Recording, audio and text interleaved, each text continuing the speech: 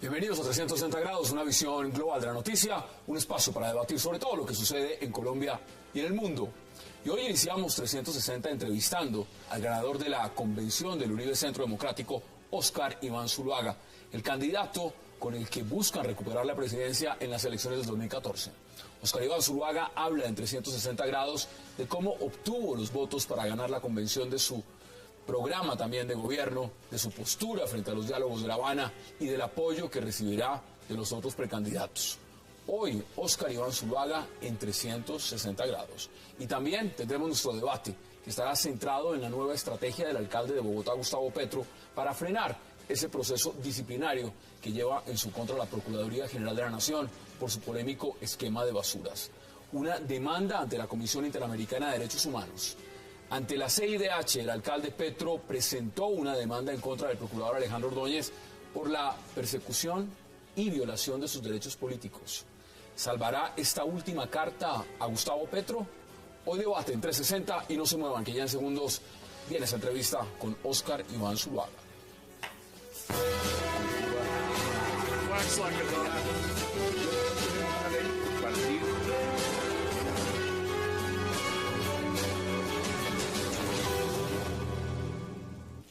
Bienvenidos a 360 grados en esta entrevista exclusiva con el ganador de la convención del Uribe Centro Democrático y ahora precandidato oficial del uribismo por la presidencia, Óscar Iván Zuluaga.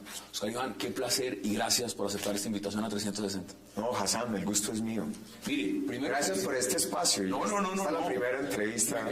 Lo he visto y además qué gusto que nos dé la oportunidad a nosotros. Esta mañana lo he escuchado en medios y créame que me parece además muy importante. Primero su felicidad. ¿Usted está feliz? Se nota. ¿Qué tal fue esa carrera? No, mire, esta fue una prueba exigente, dura. Yo la inicié casi que desde que terminé el gobierno anterior. Terminamos el 7 de agosto del 2010 y el 8 de agosto ya estaba trabajando, con la convicción de que era necesario mantener las ideas que habían gobernado a Colombia con éxito y que yo le ayudé a construir al presidente Uribe como miembro de ese equipo de trabajo en los 8 años. Y de ahí empecé a recorrer todo el país. Usted empezó de primero, eso es cierto, pero había también un tema importante y es, Francisco Santos entra en la carrera, entra Carlos Holmes. En algún momento empieza también esa posición de las encuestas. ¿A usted la convención realmente lo favoreció o no lo favoreció? Mire, yo la política toda la vida la he hecho por convicción y siempre he creído que la verdadera encuesta es cuando se toman las decisiones. Entonces, yo trabajo es defendiendo unas ideas, unas propuestas, el diálogo popular con cada ciudadano. Yo recorría el país y me iba a la calle, a las plazas públicas, a las universidades, con las amas de casa, en los sectores populares, para escucharlos. Y eso me permitió entender dónde estaban los problemas del país. Ahí fui construyendo una propuesta que fue generando un respaldo ciudadano muy importante. Y se reflejó en la convención. 56%. Claro, 1.350 líderes del uribismo de todo el país, de todos los sectores sociales, económicos, políticos. ¿Dudas tuvo? ¿Tuvo dudas en la convención? Nunca tuve. Yo tenía mucha fe en lo que había construido, en lo que había trabajado, porque es producto de mis convicciones, del trabajo honrado, de la dedicación. Yo creo en eso. A mí me levantaron así mis padres. Hassan, yo nací en un hogar sencillo, como el de la mayoría de los colombianos. Nací en un pueblo, yo soy hijo de la provincia. Nací en Pensilvania, Caldas, un municipio distante, 8 horas por tierra desde Bogotá. Y desde ahí mis papás me enseñaron a ser buen ciudadano, ser un hombre correcto, ser un hombre de respeto a la mujer, a la familia. Pues eso es lo que yo he inculcado. Ese camino ya está a puertas de entrar a casa de Nariño. Y por eso, pero mire lo interesante, hace 25 años empecé mi carrera política como concejal de mi pueblo. Yo me iba de Bogotá a las 8 horas siempre a las sesiones del consejo y empecé a conocer a las juntas de acción comunal, los problemas de los campesinos, de los padres de familia, las dificultades de las vías, los problemas de corrupción. ¿Todo eso lo piensa usted poner en práctica ahora? Claro, esa es la gran ventaja. 25 años conociendo la realidad del país, no solo con una carrera política, iniciada desde la base, sino con una carrera empresarial. Cuando uno está en el sector privado, ¿qué aprende a entender? Bueno, La importancia del trabajo, del empleo, del ingreso a la familia. Ministerio de Hacienda. Y vamos alcalde de mi pueblo. Mire, la gran pregunta ahora es, el uribismo escogió candidato, es usted. Prácticamente una gran porción del país lo va a apoyar electoralmente. Pero internamente, ¿cómo se siente? Y cómo se siente es... ¿Tiene el respaldo real de Pacho Santos? ¿Tiene el respaldo real de Carlos Holmes Trujillo? ¿Tiene el respaldo, por ejemplo, usted de José Obdulio Gaviria? ¿Cómo ve esa parte? Este es un proyecto de equipo y es un proyecto colectivo. Algo bueno que tiene para Colombia es que trabajemos en equipo alrededor de unas ideas que buscan solucionarle problemas a los colombianos. La propuesta de seguridad es muy importante. Que un papá y una mamá en Colombia, cuando salen sus hijos en la mañana al colegio, tengan la tranquilidad que regresan en la tarde sanos y salvos. La propuesta de educar a nuestros jóvenes, eso va a ser una revolución, Hassan. Colombia es un país joven. El promedio de edad de nuestro país es 26 años. Estoy proponiendo una propuesta ambiciosísima. Carlos Holmes estaba también con un gran tema de educación. Claro, pero por ejemplo yo decía, vamos a implementar la jornada única ordinaria en todos los colegios públicos. Todos en los colegios públicos, estudiando desde las 8 de la mañana hasta las 4 de la tarde. Todo el día en el aula escolar, no viendo telenovelas en la mañana, jugando en los billares y en la calle en la tarde, no, estudiando y con alimentación gratuita por cuenta del Estado, el desayuno y el almuerzo, y con más horas para deporte y cultura, y lograr que salgan de grado 11 con un título gratuito de técnico del SENA. Y lo segundo en educación, Hassan, que esto es muy importante, porque el problema del país son sus jóvenes hoy, que todos los bachilleres de Colombia puedan ir a la universidad o a una carrera técnica de calidad. Eso es pensar en grande. Y por eso gané la convención. Y detrás de eso hay un respaldo enorme. Eso fue lo que ganó realmente en ese discurso. Las ideas. Y que yo vengo de la región. Y tengo otra propuesta, es que es muy ambiciosa. ¿Cómo mejorar para que los trabajadores colombianos de bajos ingresos tengan una casa propia, digna? Estoy proponiendo una reducción en el impuesto de las empresas. Entonces las empresas no pagarían el impuesto, sino que se lo trasladan a los trabajadores en una prima de vivienda, y que con eso los trabajadores puedan comprar su casa y que lo que hoy pagan de arriendo sea lo que paguen de cuota. Eso es una revolución para los trabajadores que no tienen casa. Eso fue lo que ganó en la convención. Eso es un proceso. Usted tendrá que construirlo y matizarlo. Pero hay elementos claves, digamos. Colombia gira hoy en torno a La Habana. Usted se lo han preguntado mucho y se lo han preguntado sobre todo al expresidente Álvaro Uribe.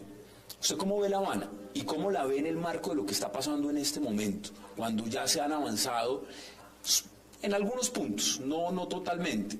¿Usted sigue con el tema de La Habana o usted suspende lo que está pasando en La Habana? Mire, Hassan, yo creo que ese fue el gran error del presidente Santos.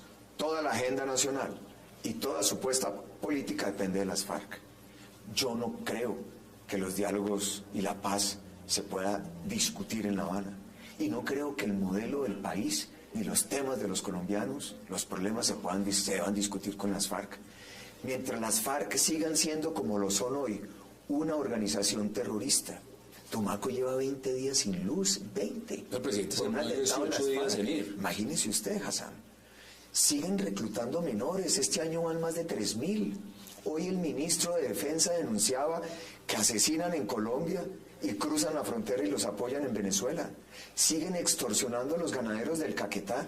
¿Cómo vamos a aceptar que un Estado legítimo se siente de igual a igual con una organización que sigue siendo terrorista y sigue siendo financiada por el narcotráfico? Las FARC son el principal cartel del narcotráfico del mundo. Eso es inaceptable. Si las FARC tienen real voluntad de paz, que nunca la han tenido, yo les exigiría, si soy presidente de la República, el cese unilateral de toda acción criminal, de renunciar al narcotráfico, si es que quieren buscar una paz. ¿Y usted cree que las FARC van a ceder en un punto como ese? El Estado no puede renunciar a perseguirlas. Si son terroristas, entonces lo que hay es que perseguirlas y someterlas, como se hizo con el paramilitarismo. Someterlas a justicia y paz. Hay que estimular, por ejemplo, la desmovilización. Abrirle las puertas de la sociedad para quienes quieran abandonar, ser generosos, hacer una política social fuerte. Eso es la verdadera paz que el país podría y que necesita Colombia. Una paz estable, una paz duradera, una paz digna. En el gobierno anterior del expresidente Álvaro Uribe, la crítica profunda es al proceso con los paramilitares. Algo está claro, muchos están extraditados.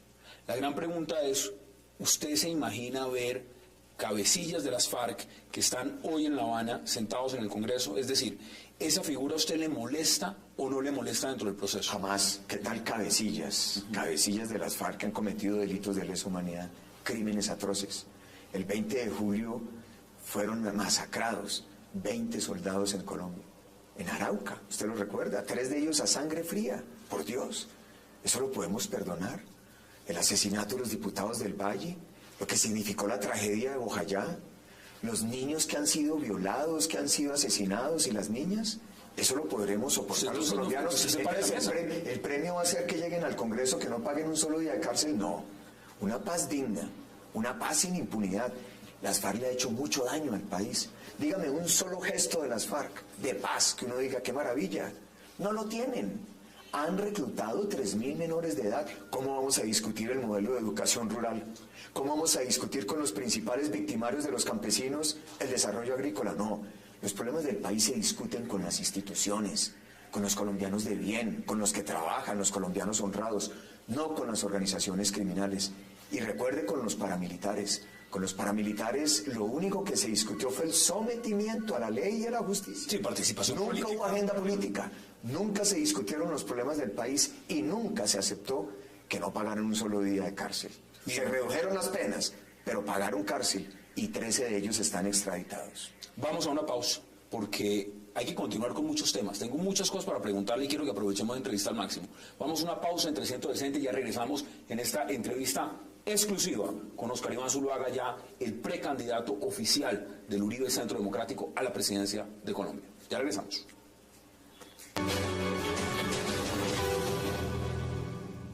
Regresamos a 360 grados en esta entrevista exclusiva con el candidato oficial del Uribe Centro Democrático, Óscar Iván Zuluaga. Mire, hemos hablado de La Habana y ahí hay muchos temas. La posición del uribismo se conoce, pero hay más temas. El país no solamente es La Habana. Usted habla de reforma de educación, pero ¿cuáles son los otros puntos sobre los cuales usted dice, mire, yo quiero basar mi campaña? ¿Qué es lo más importante que necesita este país? Hassan, hablamos también de la propuesta de la prima de vivienda para los trabajadores. Estoy pensando el tema de la salud, sobre la base del paciente. ¿Qué tal lo que está haciendo este gobierno? Porque aquí hay una reforma que está en ambulancia en el Congreso. Despropósito. Los problemas del país no se solucionan con la ley que está en el Congreso. Crear un monstruo burocrático como Salud Mía me parece un despropósito. ¿Cuáles son los problemas de la salud del paciente? Que lo atiendan, que no tenga que hacer colas. Para eso no se necesita ley. Que le den la cita con el especialista más rápida. No requiere ley. Que pueda tener acceso a medicina y tratamientos especializados de alto costo, por ejemplo, sin tutela. No se necesita ley. Estoy proponiendo que se le lleve la medicina especializada al paciente a la casa. Eso es pensar en el ciudadano y en el paciente. Que pueda llegar, como lo estoy proponiendo, donde lo atienden en una clínica, un hospital. Y si no lo reciben y le niegan el acceso al servicio, se comunique desde su celular con un número gratuito en tiempo real con la Superintendencia de Salud y se le solucione su problema.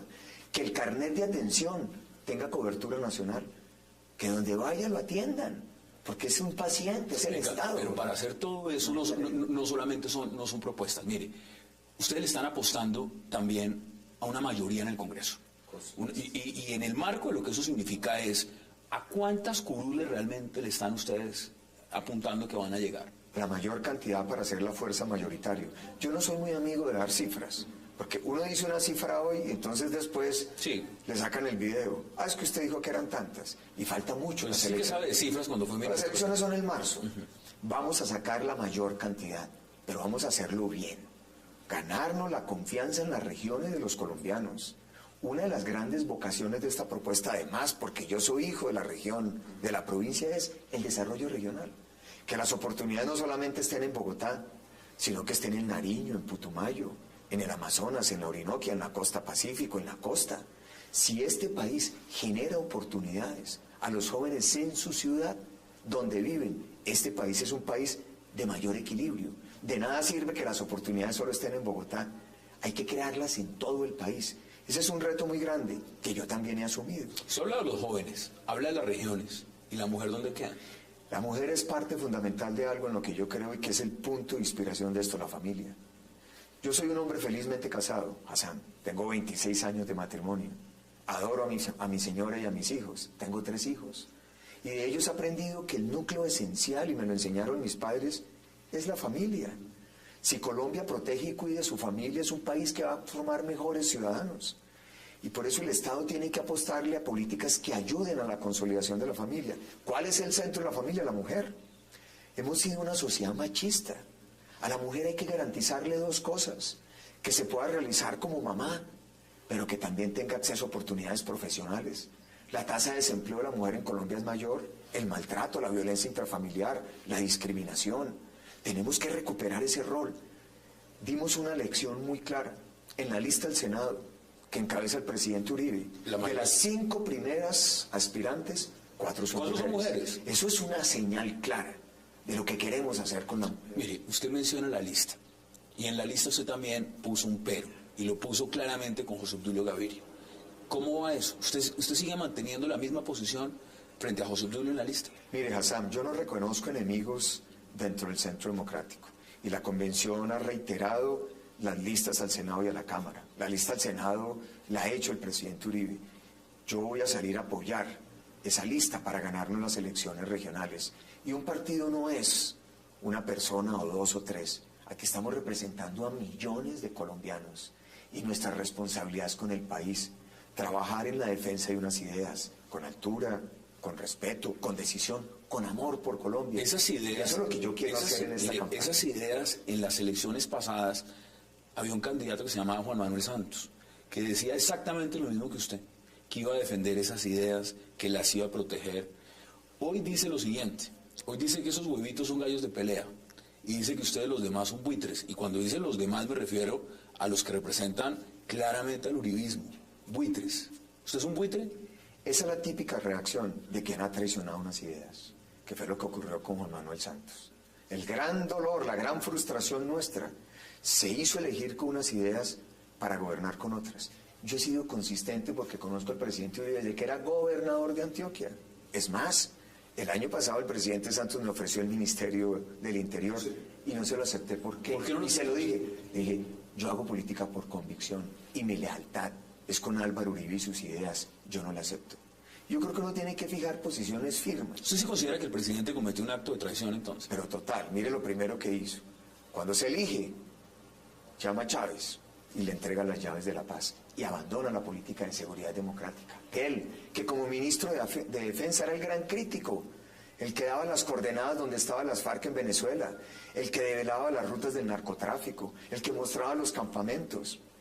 Fue esa crítica que él permanentemente tenía con Chávez y el régimen totalitario de Venezuela, para que después de que se hace elegir, con las propuestas de la seguridad democrática, con lo que construimos en el gobierno Uribe, el primer acto sea entregarle las llaves de la paz. Chávez ya no está Nicolás Maduro. Pero es el mismo régimen totalitario. Bueno, y Nicolás Maduro entonces va a estar, por lo menos, si lo miramos en un periodo electoral, 6 años en el gobierno. A usted si gana la presidencia, como muchos creen que va a ser así, a usted le va a tocar enfrentarse con Nicolás Maduro en un tema fundamental, son las relaciones bilaterales de Colombia y de Venezuela. ¿Usted cómo va a manejar esas relaciones entonces? Siempre hay que tener una premisa clara. Las democracias tenemos que comprometernos con la defensa de unos principios democráticos. Hoy en Venezuela no hay democracia, no hay libertad de prensa, no hay libertad de desarrollo privado, el fraude electoral fue evidente, no hay independencia ni control político. Se agrega a la oposición. Tiene que haber principios democráticos y tiene que haber una convicción, una lucha contra un enemigo común, el narcotráfico y el terrorismo. Tiene que haber una lucha común, porque de nada sirven unas relaciones comerciales cuando no estamos fortaleciendo las democracias. Repito lo que dijo el ministro de Defensa de Colombia esta mañana. Las FARC asesinan en Colombia, cruzan la frontera y Venezuela los apoya. Mire, ahí hay un tema, porque evidentemente no solo la atención internacional de Colombia pasa por Venezuela, ni pasa por La Habana, está con Daniel Ortega en Nicaragua. Y está lo que significa lo que este gobierno ha dicho, el fallo es inaplicable. ¿Para usted es inaplicable o es otra cosa? Inaplicable e inaceptable, porque lo que está en juego es la soberanía de Colombia. Ni una gota de mar puede ceder Colombia, y menos cuando hay un interés claro, desde el régimen de Nicaragua, que es de socialismo siglo XXI y tiene vasos comunicantes con el régimen totalitario de Venezuela. Colombia no puede quedar cercado por un régimen totalitario que atenta contra estructuras democráticas. Mire, hay un punto clave para discutir con usted porque usted es un hombre de cifras. Así no de para las encuestas, a usted le gustan los números. Este país está creciendo... Con números fue que gané la convención. Bueno, ¿no? con números los ganó y los ganó con el 56%. Si crece entre el 3, 3.5 y 4%, muy optimista si crece en el 4% la economía colombiana. ¿Usted cómo ve lo que está pasando con las locomotoras, con el tren, con todo lo que este gobierno ha dicho que es la gran transformación? Lo que ustedes dejaron, ¿eso está igual, está creciendo o se fue al piso? Es un crecimiento mediocre. Hoy Colombia no solo perdió la seguridad democrática, sino que ha debilitado el crecimiento económico, ha debilitado el crecimiento de la inversión. No se genera la misma confianza. En nuestro gobierno la inversión crecía a tasas del 11%, hoy está creciendo a tasas del 3%. Usted ve las últimas encuestas... ¿Eso es porque eso es por La Habana o eso es por qué? Claro, ese es el efecto de la falta de claridad, de convicción, de confianza. La última encuesta de los empresarios, ¿qué dice? Pesimismo. Los empresarios pesimistas, los empresarios que suelen ser los últimos, son muy gobiernistas, son muy objetivos. Hoy están pesimistas, no ven claro el rumbo del país. Esa es una realidad. ¿Y qué harían? Colombia tiene que crecer al 6. Lo primero es recuperar el liderazgo del presidente de la República, que genere confianza, que motive a los empresarios a invertir y a que haya más empleo, que se la juegue como un líder. Presidente Santos, después de 18 días en Tumaco sin luz, fue ¿Quién va a creer en eso? Bueno, dice que no le gustan las regiones. Eso es espantoso. Si es que Colombia es un país de ciudades y de regiones. En los paros, usted ve lo que está pasando en el país y no es un sector, es el agro.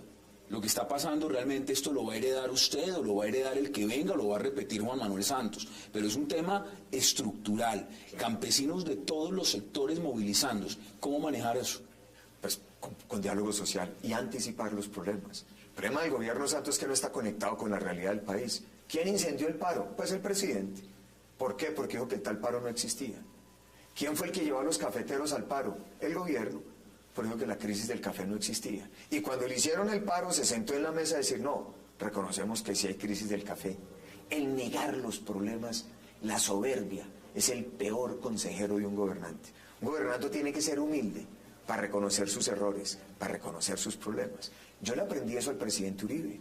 Cuando uno hablaba con él, jamás hablaba de las cosas buenas. Siempre hablábamos de los problemas y las dificultades. ¿Qué hay detrás de eso, Hassan? A uno lo eligen para arreglarle los problemas a los ciudadanos.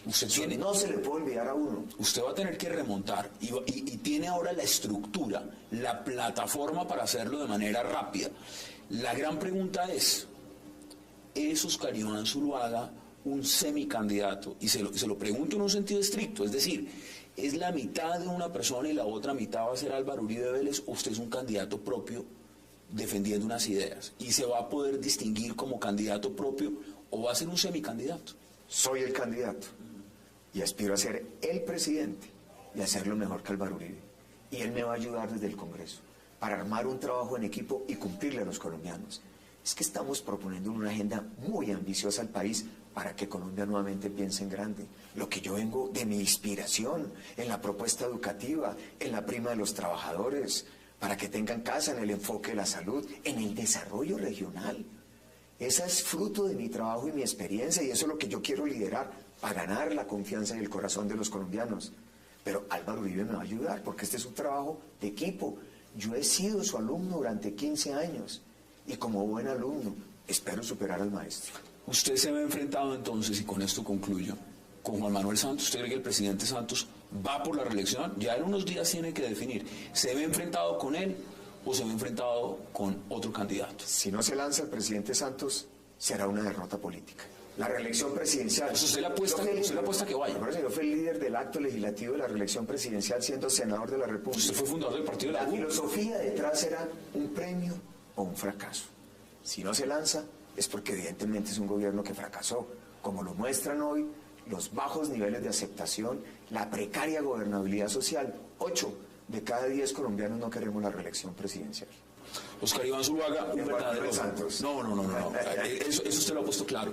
Un verdadero placer. Gracias por aceptar esta invitación y serán muchas las veces que nos volveremos a ver en 360 para seguir hablando, por supuesto, de que es la campaña, pero también de lo que son estas elecciones. Hassan, gracias. Y reitero mi invitación a todos los colombianos para que nos unamos alrededor de estas ideas y desde el uribismo nuevamente le mostremos a Colombia cómo se puede pensar en grande. A ustedes gracias por acompañarnos en esta entrevista exclusiva con el candidato oficial del Uribe Centro Democrático, en esta primicia con Óscar Iván Zuluaga, y no se vayan porque ya en segundos continuamos con el programa. Es una próxima oportunidad.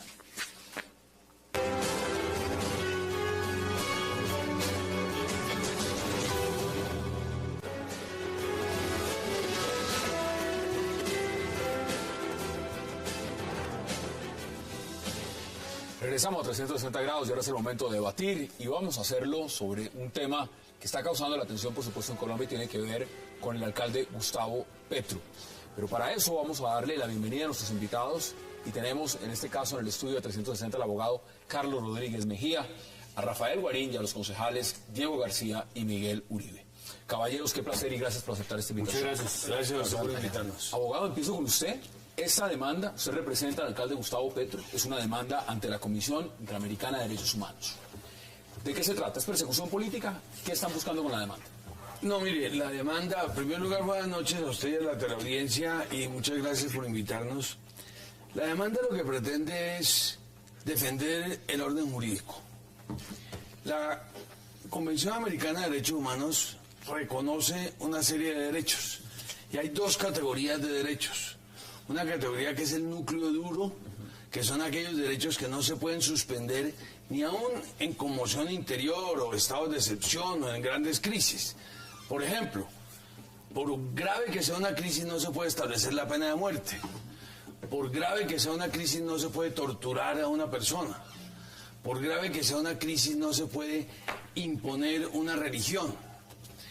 Hay otros derechos que se pueden suspender en una crisis, por ejemplo, el derecho de circulación, el derecho de reunión, el derecho de asociación. Los derechos políticos en la Convención son considerados derechos no suspendibles. Artículo 23 de la Convención Americana. Y los derechos políticos son elegir, ser elegido y hacer parte de la función pública. Como un resguardo a esos derechos, igual que el derecho a la libertad, el derecho a la vida, solo puede ser limitado, solo puede ser afectado por una decisión de un juez penal en una causa penal. No de un procurador. No de un funcionario que no sea judicial. En consecuencia, nosotros consideramos que la legislación colombiana está en contra del artículo 23 de la Convención y le hemos pedido a la Comisión que restablezca ese orden jurídico, porque Colombia está obligada, como parte de la Convención, a tomar medidas adecuando su legislación interna a la Convención. Muy claro el punto que usted pone sobre la mesa. Mire, Rafael, desde otra orilla se dice lo siguiente, que el alcalde ha buscado, a través de demandas, de tutelas, de reposiciones, de apelaciones, todos los mecanismos para mantenerse en el cargo. Y que este sería otro mecanismo más. ¿Usted cómo lo ve? Podemos mirar ahora el tema jurídico, me parece una explicación interesante la que hace el doctor Rodríguez, pero pongamos esto en contexto. Mire, desde hace varios días aquí hay una campaña mediática, una campaña de rumores.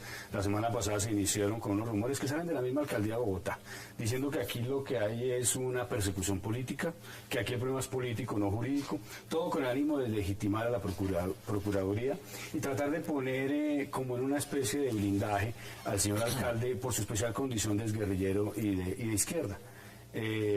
Pues resulta que aquí de ninguna manera se podría aceptar eso. Lo que ha hecho el alcalde en este caso, como con la revocatoria y ahora en este caso ante la Comisión Interamericana de Derechos Humanos, no es más que lo que Miguel Gómez ha descrito acertadamente como una guerrilla jurídica. Tratar de poner inconvenientes a que el pueblo se exprese en la voluntad popular con la revocatoria y segundo, en este caso, con el procurador tratando de petardear un procedimiento que está siendo ajustado a la ley.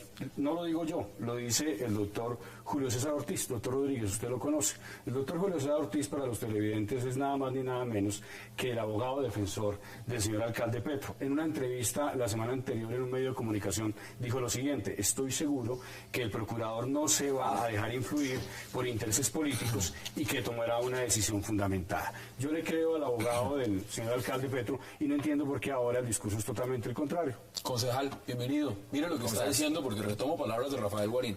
Guerrilla jurídica. Acá hay un tema, y es el siguiente. El procurador, el poder que tiene en Colombia, no nació con ese poder. Se lo da la Constitución. Es un poder que le da la Constitución. Si uno lo quiere cambiar, pues habrá que reformar la Constitución. ¿Cómo ve usted lo que está pasando? acá, en la opinión suya directa, ¿hay una persecución política contra el alcalde Gustavo Petro? ¿O hay cargos suficientes para investigar? Mira, hay una situación y es que no hay segunda instancia.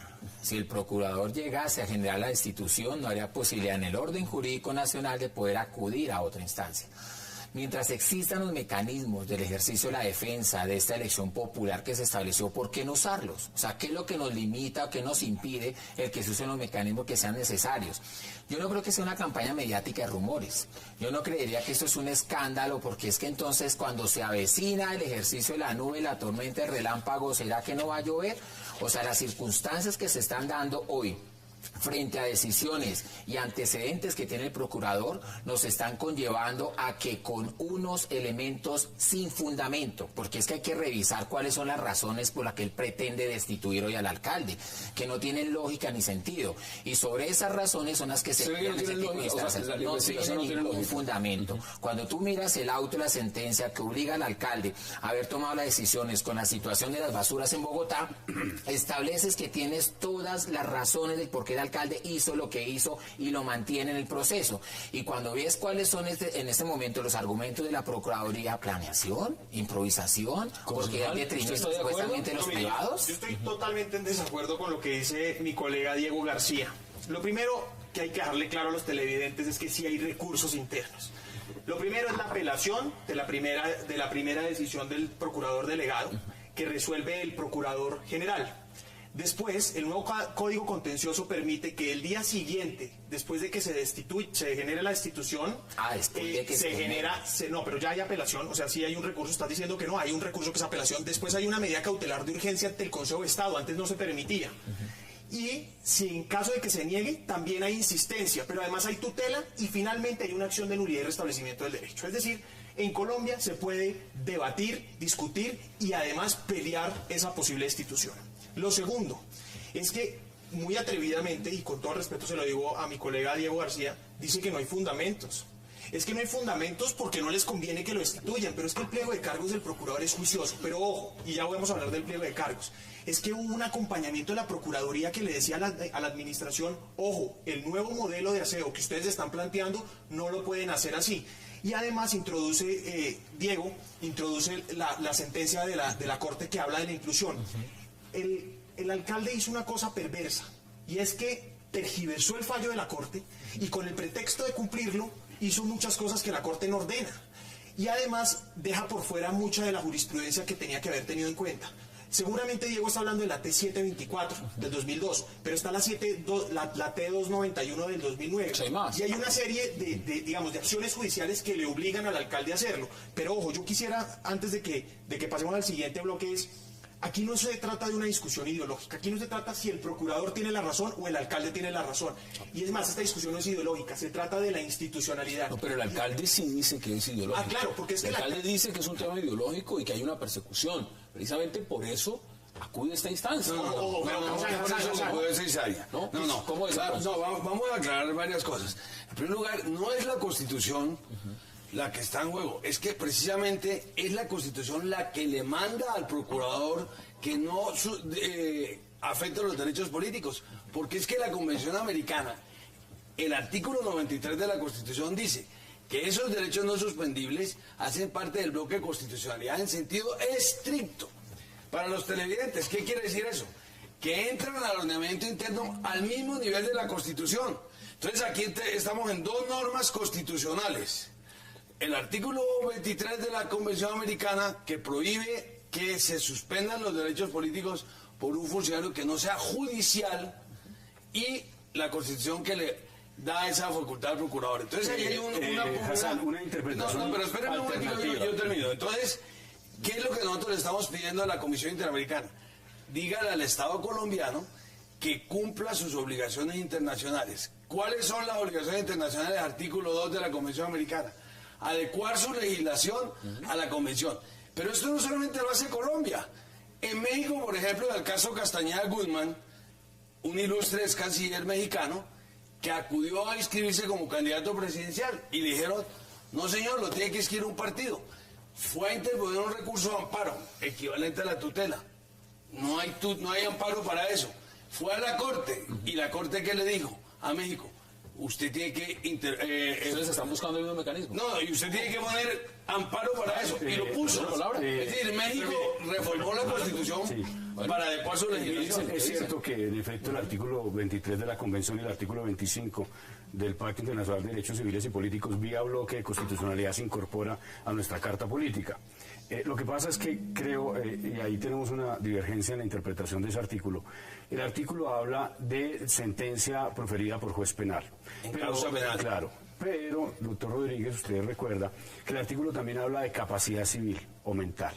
Y ahí hay una discusión jurídica, porque decisiones como las del procurador, que implican inhabilidades para el ejercicio de funciones públicas, que impiden a las personas ser elegidas a cargos de elección popular, han sido reglamentadas por la ley, han tenido revisión por parte de la Corte Constitucional, a la luz de la Constitución y a la luz de la propia Convención y del Pacto Internacional de Derechos Civiles y Políticos, y si bien no es proferida por juez penal, sí está dentro del ámbito de la capacidad civil. En eso nos vamos a poner de acuerdo porque tenemos interpretaciones distintas, pero le estoy dando el argumento jurídico. Y termino con este, déjeme hablar, que yo lo escuché respetuosamente. Es que hay que ser muy cuidadoso, doctor, porque con esa tesis de ustedes, entonces vamos a terminar que todas las pérdidas de investidura que han sido proferidas por el Consejo de Estado, no por un juez penal, entonces estarían también fuera del marco de la Convención. Le agrega para que pueda contestar también el abogado. Aquí hay que tener en cuenta qué pide esa solicitud, porque básicamente no necesariamente se puede catalogar como demanda, pero es una solicitud en la comisión, y es, primero, una medida cautelar al proceso disciplinario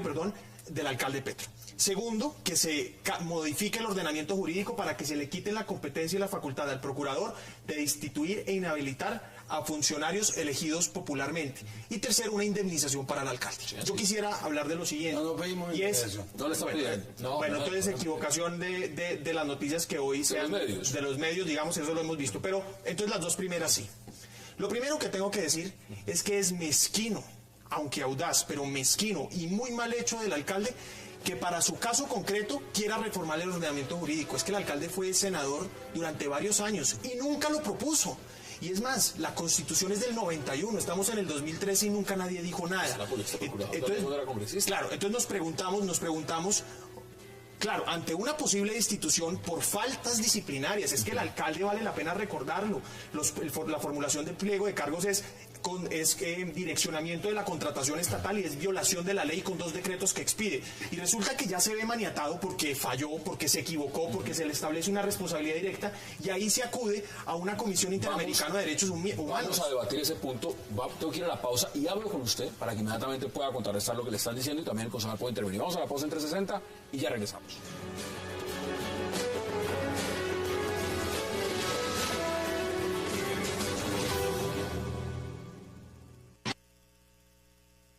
En el caso particular del actual procurador, este ha utilizado esta facultad de destituir para afectar de manera diferenciada a un proyecto político alternativo y progresista, diferente del que encarnan las mayorías en el gobierno y el Congreso, así como el del propio procurador, con lo cual se ha ejercido un trato discriminatorio basado en la ideología política del alcalde Gustavo Petro para debilitar su gobernabilidad y propiciar su salida del cargo para el que fue elegido.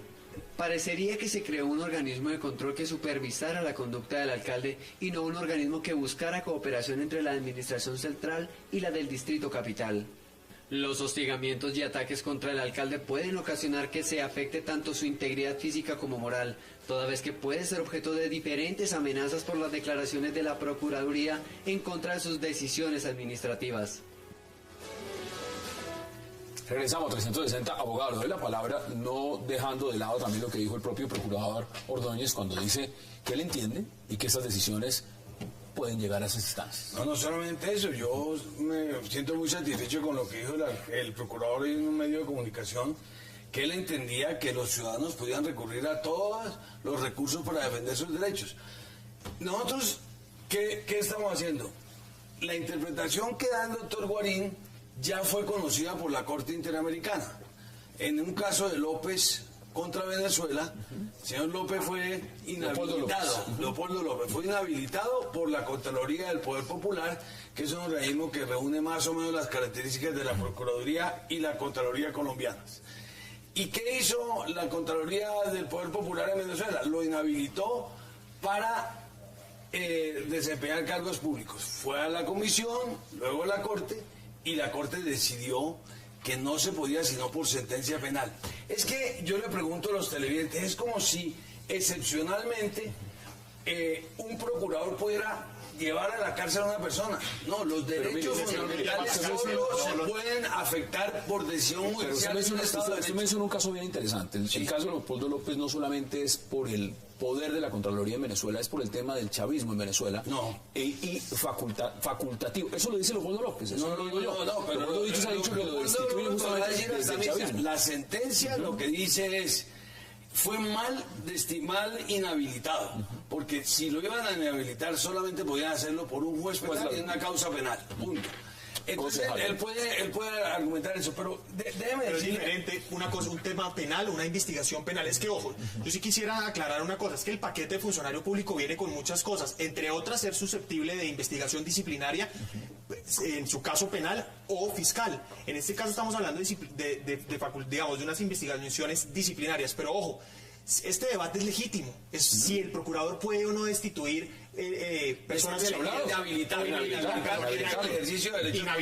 Pero ojo, el debate debería hacerse de otra manera y no para beneficiar a una persona en un caso particular. Pero no solamente va a ser una persona. En el caso de que la Corte falle a favor, van a ser muchos los que se van a beneficiar. Y hay que decir, así como le dice el doctor Rodríguez a los televidentes, les tenemos que decir, lo que está pidiendo hoy el alcalde es decirle que una autoridad que no debería aplicar ideología para aplicar la ley, pero que en su defecto vigila que los funcionarios públicos cumplan la ley, se haga a un lado y le diga y no hay ningún problema. Miguel, mira, hay una situación que no podemos desconocer y es que ¿qué ostenta el procurador? Un cargo burocrático. Eso es lo que en este momento él ostenta. Fue elegido a través del Senado para ostentar un cargo burocrático. Lo que nosotros estamos en un ejercicio de defensa de un cargo que ha sido elegido democráticamente. Seguramente el antecedente mostrado por el procurador, que no se están alegando las facultades que él pueda tener, lo que se están creando aquí son los argumentos que están infundados ante los hechos que él quiere destituir al alcalde mayor y ante los asuntos de ideología y de persecución que no podemos esconderlos, Miguel. Es que uno entiende que hay perseguidores naturales del alcalde, y hay otros inventados también por él, seguramente. Pero lo que está sucediendo acá es el detrimento de una situación administrativa que nosotros debemos sacar adelante por cuanto fue la voluntad de Bogotá, contra la ley. No hay ninguna razón contra la ley, Miguel, de los argumentos que el procurador está generando. En este momento, leíste los autos y los facultados que están acá, lo que tomó Miguel, todas las facultades las tiene. Yo le creo al abogado del señor Gustavo Petro. El abogado del señor Gustavo Petro, el doctor Julio César Ortiz, dijo con claridad que confiaba en el procurador, que consideraba que el procurador no se iba a dejar influir por intereses políticos.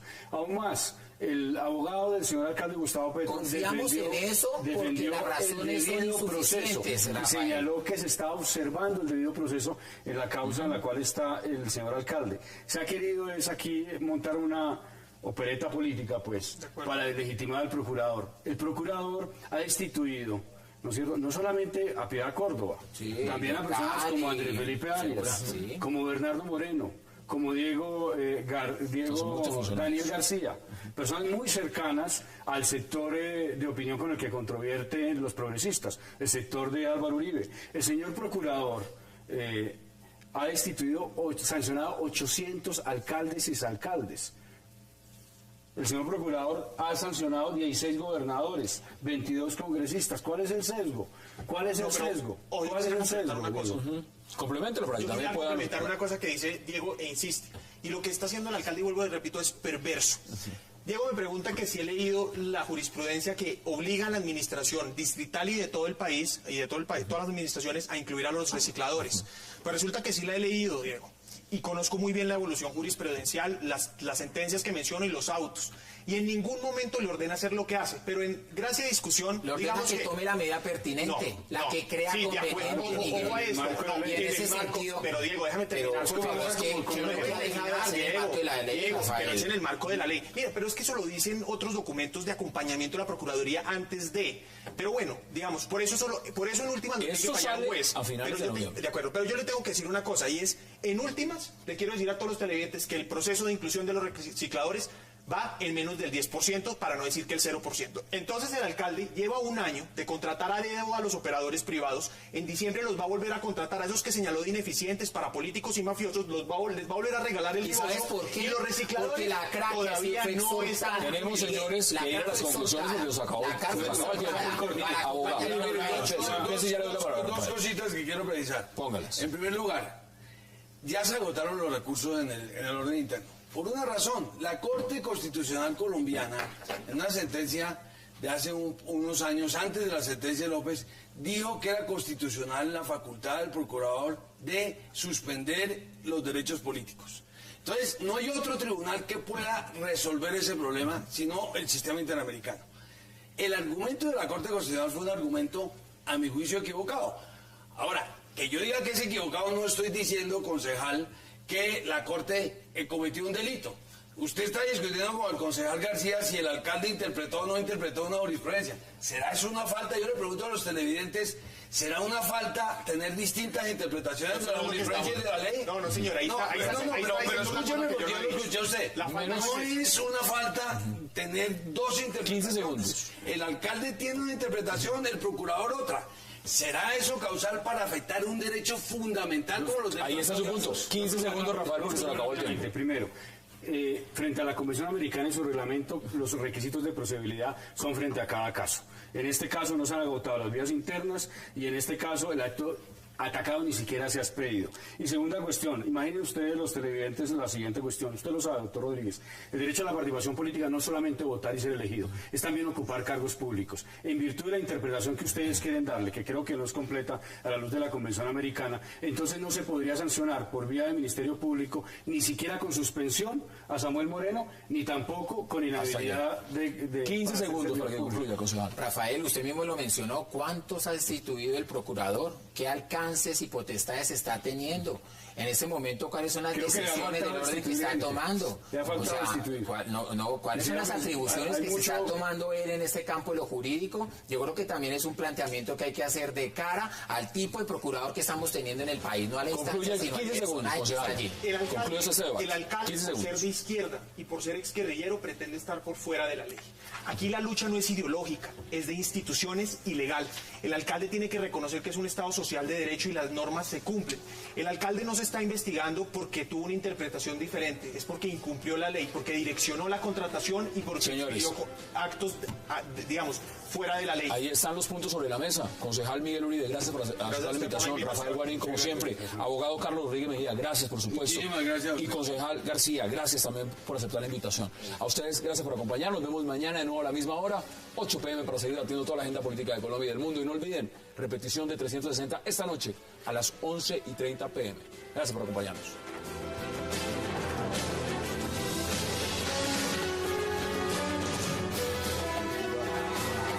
Suárez.